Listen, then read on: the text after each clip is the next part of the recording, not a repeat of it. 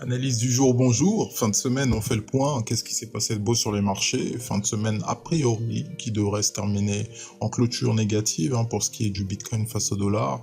On voit, on est en unité de temps hebdomadaire. Notre semaine, donc, s'apprête à se clôturer sur un niveau fort, peut-être le niveau des 50 000.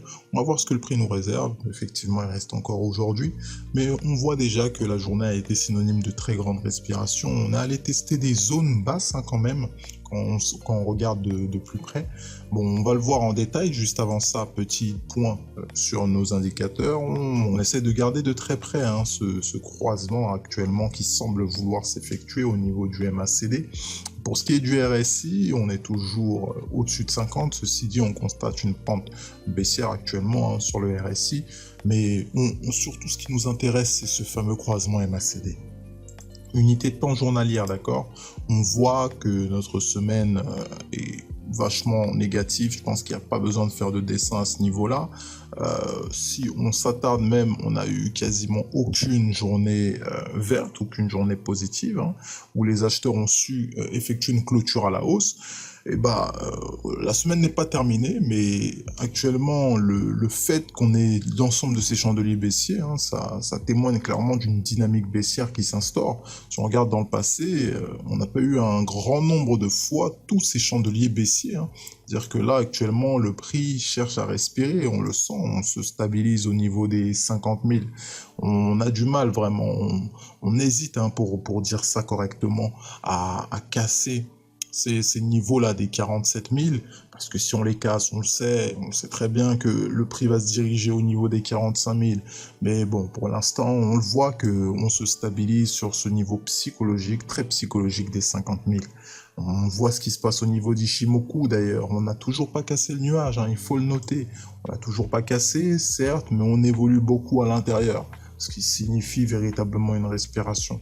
C'est vrai qu'on attendrait, on souhaiterait qu'on pourrait au moins essayer de voir un retour à la hausse, voir une cassure de nuages. Rien n'est impossible, mais c'est vrai que fur et à mesure, on se rend compte que c'est de moins en moins probable. Pourquoi? Parce que la dynamique baissière s'installe depuis pas mal de temps déjà.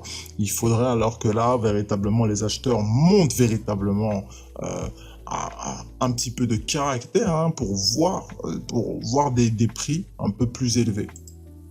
Si on voit en unité de temps journalière, vous l'apercevez de toute façon.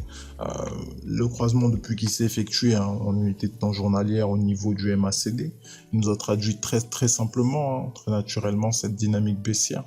D'autant plus qu'on est au niveau là, des 50 pour ce qui est du RSI. Donc là, ça se stabilise vachement. Si en unité de temps journalière, on commence à descendre en dessous de 50, bon, on pourrait commencer à se poser des questions et être surtout prudent vis-à-vis de la direction du prix.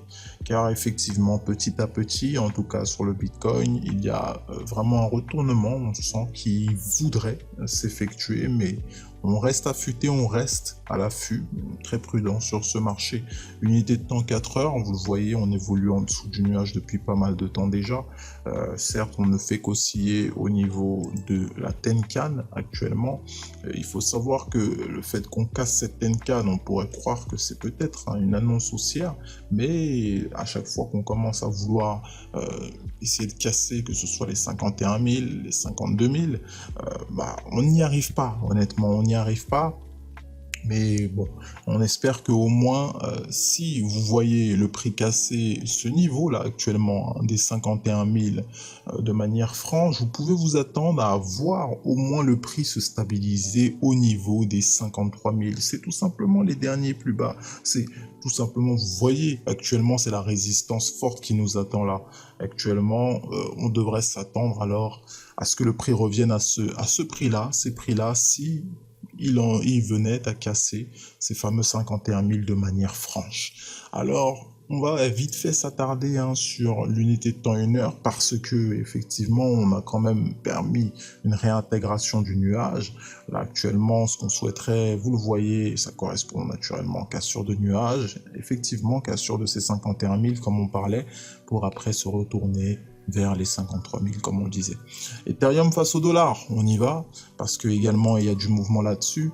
Pourquoi? Parce que unité de temps 1 heure, vous le voyez assez bien, on voit que le prix là s'est stabilisé en dessous du nuage, mais s'en rapproche de plus en plus. Il faudrait donc que là, le prix puisse décider véritablement de casser ce nuage. Là, on parle des 2350 actuellement. Ça fait quand même assez élevé. On constate actuellement que la dynamique qu'on a eue hier, durant toute la journée d'hier, là, elle a quand même été dans la baisse. Elle a quand même baissé un peu, on a une petite dynamique baissière, mais rien de bien méchant. Le prix se stabilise au niveau des 2200. Donc on va voir un peu ce que le prix nous réserve aujourd'hui. Vous savez que c'est les 2300, le niveau fort qu'on attendrait. Donc actuellement, vous voyez la structure qui semble se dessiner sur l'Ethereum. Elle est particulière, elle est particulière. Vous voyez qu'on a des sommets de plus en plus bas. Bon, on va voir à quoi le prix est destiné. La journée n'est pas terminée, la semaine non plus, comme vous voyez. Pour ce qui est de nos indicateurs phares, on le voit que depuis qu'on a eu le croisement MACD, ça correspond donc à cette stabilisation là qu'on a, cette bonne respiration également en fin de semaine sur l'Ethereum. Vous voyez qu'on est au-dessous de 50 pour ce qui est du courtier Coinbase pour l'Ethereum face au dollar.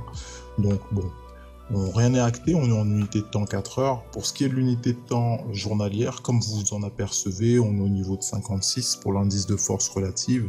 Donc ma foi, ça tient pas mal. Pour ce qui est du MACD, on voit qu'on a eu un croisement, mais une stabilisation s'en est effectuée parce qu'on a eu une hausse par la suite. Donc ça veut tout et rien dire pour ce qui est du MACD. On attendrait de voir la résolution de cette fin de semaine qui devrait se terminer de la même manière que le Bitcoin, bien qu'elle fût vachement haussière comparée à ce dernier. Donc prenez le temps de voir ce que le prix nous dit. On l'a vu, la semaine n'est pas terminée, mais bon nombre d'informations ont été données. On constate une stabilisation sur nos différents actifs. Il faut juste rester à l'affût, rester prudent, gérer de la meilleure manière qui soit le portefeuille. Comme d'habitude, vous savez, c'est ce qu'on vous souhaite. Bon, n'oubliez pas, prenez soin de vous. Bonne fin de semaine à tous et n'oubliez pas, on se donne rendez-vous. À la prochaine. Bye bye.